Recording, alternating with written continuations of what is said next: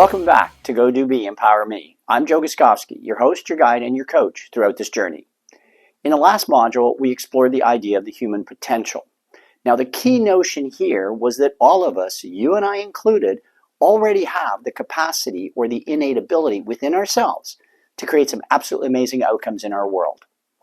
That as long as we have a functioning brain, and if we use it properly, then great things will tend to happen in our world. So why is it that so many people in the world today aren't using their brains properly? Now, for us to consider that question effectively, we're going to take a deeper look into the way that most people tend to lead their lives, at least in the Western world. Let's start with the very first category, or group one.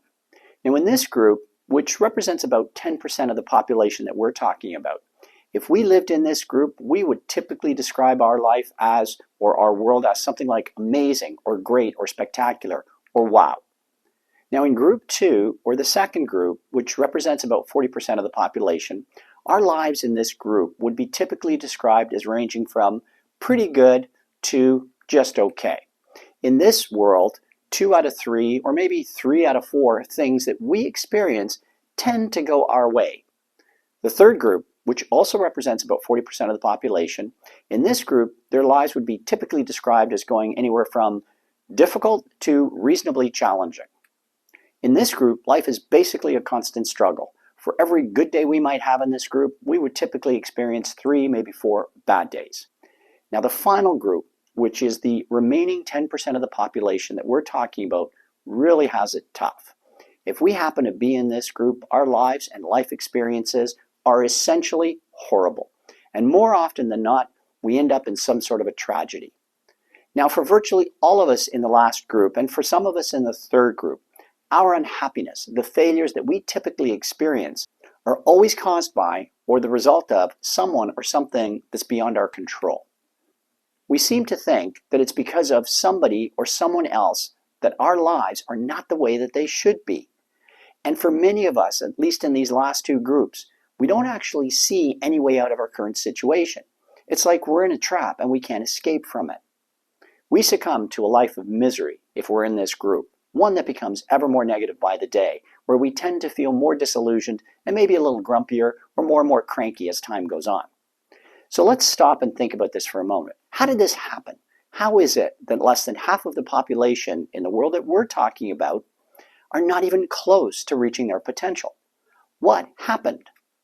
Now, in order for us to understand why such a large portion of the population today has ended up with something that's less than stellar lives, we need to take a trip back in time. So let's step back and start at the beginning, our beginning. I want you to imagine for a moment that we were just born into this world. And from that first moment that we're born to around 7 years of age, we are essentially like super sponges. We are curious, we are mischievous, we're learning, we're growing, and we're exploring everything in the world around us. Everything for us is new and exciting. At this age, we never give up. We constantly push ourselves. No matter how many times we fall on our little butts, we get up and we try again until we figure out how to walk on our own. So now, let's move on to when we're between the ages of somewhere around 8 to around 17. In this age range, we start learning more and more about ourselves as individuals and how we fit with others in relationships. It's somewhere along the road here that we come to realize that we're essentially alone. We are a separate entity in our strangely changing bodies. Let's move on to when we're between the ages of somewhere between 18 and 28.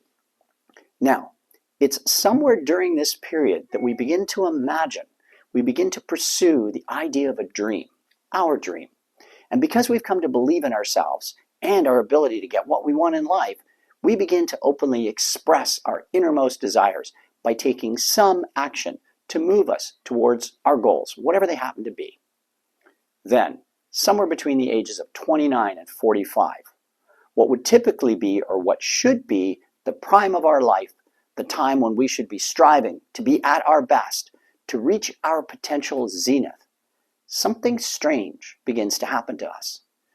Like a thief in the night, something begins to steal away our joys, our excitement, our passions. It happens slowly at first, but day by day, it begins to fade further and further until one day, we just don't feel that energy, that enthusiasm anymore.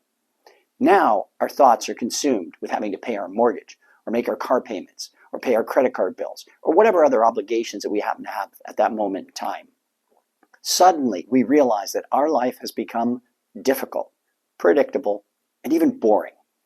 Now, the deeper we settle into this state of mind, the harder it is for us to think of or to see anything positive in life. Understandably, for some of us in this condition, the situation leads us to find a distraction to the pain, the anguish, and the suffering that we might be facing. We start to avoid the things and the ideals that we once cherished and believed in. Maybe we start going out for a few drinks instead of going home to our partner and our family. Maybe we start to spend money on things that we hope will bring us happiness or even a small amount of joy.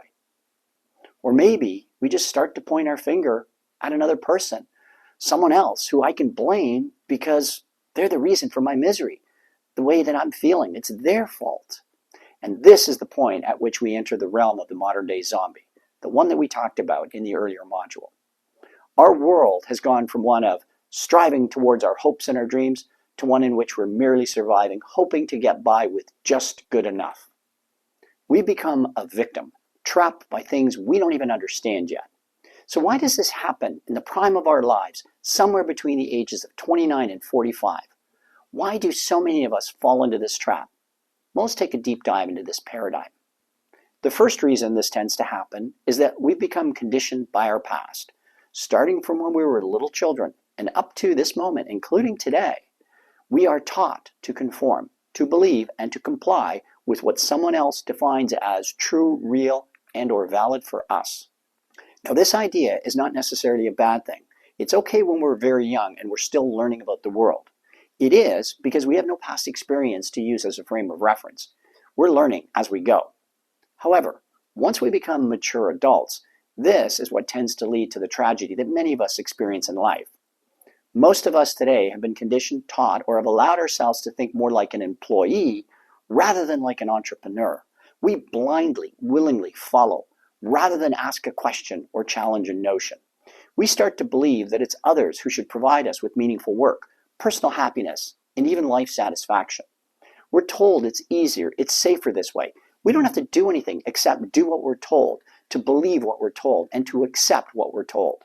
Foolishly, we come to believe this false sense of security, that it's others who should take care of us, that it's the government's job to make sure I'm comfortable in my retirement, that it's my company's responsibility to make sure I make enough money or get promoted, or that I get the corner office, and that it's my partner's responsibility, that he or she, it's his or her job to ultimately make me happy in life. Yet none of this is true, and it never was. That's not reality. That's not how it works. Now, the second reason that we often fall into this zombie-like existence is that we're constantly being influenced. In other words, for some strange reason, we seem to keep putting ourselves in the same environment, the wrong environment. Remember back to the eagle and the chicken parable that we discussed previously?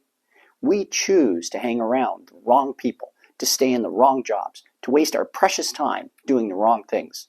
We seem to repeat the same action and to have the same reaction to situations that seem to create the exact same circumstances that we experience, but we really don't want them.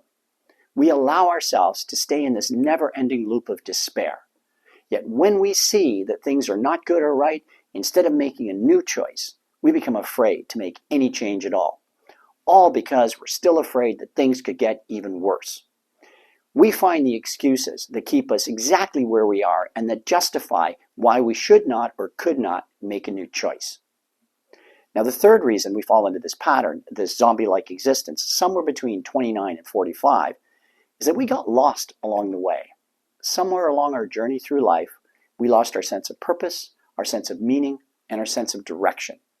Maybe this happened because of the first 2 points that we talked about earlier, or maybe we just fell asleep at the wheel when things were going so well in our world. Now, regardless of our reason, our sense of initiative at this point has gone, and we move into coast mode. And while we're in this coast or autopilot mode, we don't even remember our dreams anymore. Or maybe we do remember them, but we don't actually believe in them anymore. We're like a boat. We've lost our rudder. We have no sails. We're merely adrift in the ocean of life. We are at the mercy of whatever whim of events that swirl around us. So when we're in this autopilot state, we have given up control of our own lives. We're no longer in charge of our destiny, and we're no longer willing to make hard choices when they're necessary. Instead, we've come to accept that the world that we live in right now, because it's going okay, is good enough. Those three reasons right there, even though they're a little bit different, they're actually very similar in their nature. And it's our willingness to accept them that leads us to this mindset of a zombie-like existence, to a fatalistic approach where we begin to believe and accept that things happen to me, that I'm the victim of circumstance and of chance. And every time something bad happens, it reminds me, it proves to me that it's hopeless for me to even try. Why should I? I don't have control over anything anymore. I think you'd agree with me that this is not the life of an eagle. Neither is it the way that life should be.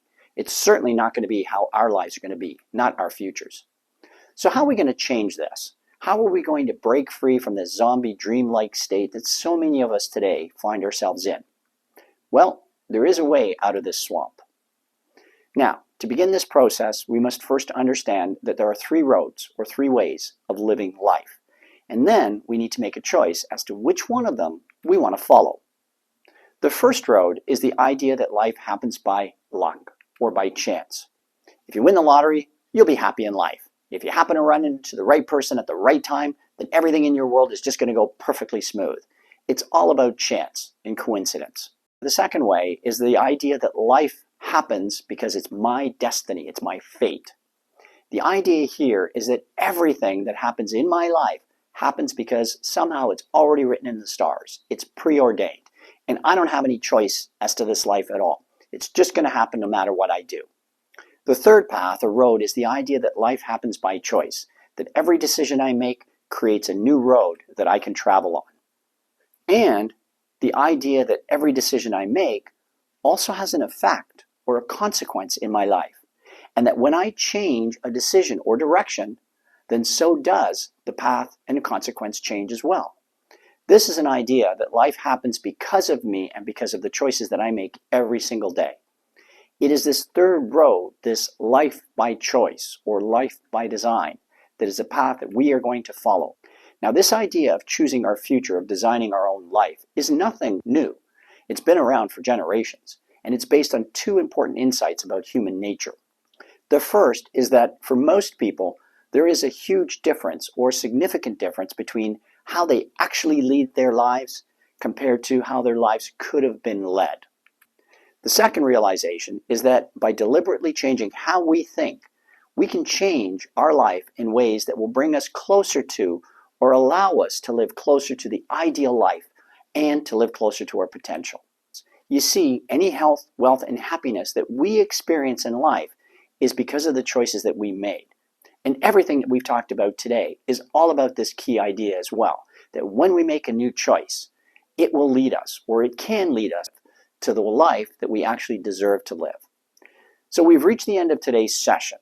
Here's what I'd like you to do before you begin the next module. In your journal, take a moment and reflect on the past few years of your life. Think about any habits that you have, experiences that happen to you regularly, or any feelings that seem to repeat themselves over and over in your world. Make a note of them, whatever they are. Remember, there's no right and wrong, and there's no good and bad in this program. List everything and anything that comes to mind. So that's it for now. If you haven't done so already, take a moment and subscribe, and be sure to leave any questions that you have in the comments section below. Our final thought for today is written by William James, a great American philosopher. He wrote, "The greatest discovery of my generation is that human beings can alter their lives simply by altering their attitudes of mind." His words speak directly to what we spoke about today. Until I see you next time, have an absolutely amazing day. See you very, very soon.